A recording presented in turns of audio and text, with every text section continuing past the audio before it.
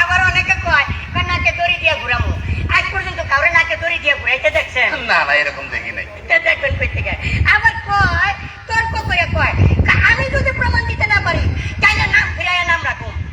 আজ পর্যন্ত কাউরে নাম ফিরাই নাম রাখতে দেখছেন?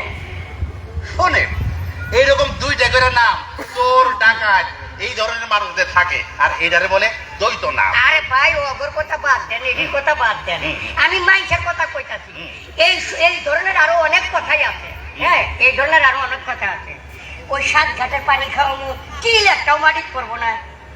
এর সবই হইল অস্বাভাবিক এবং অবাস্তব কথা।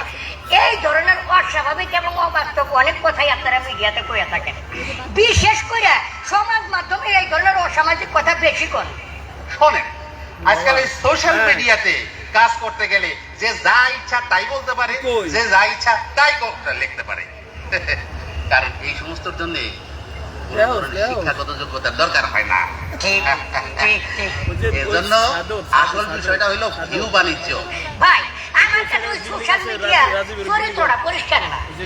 দেখবেন খুন গুম হত্যা ধর্ষণ মারামারি এইসব শব্দ লিখতে গেলে কিছু কিছু চিহ্ন দিয়া লিখতে হয় যাতে গুগলে বুঝতে না পারে।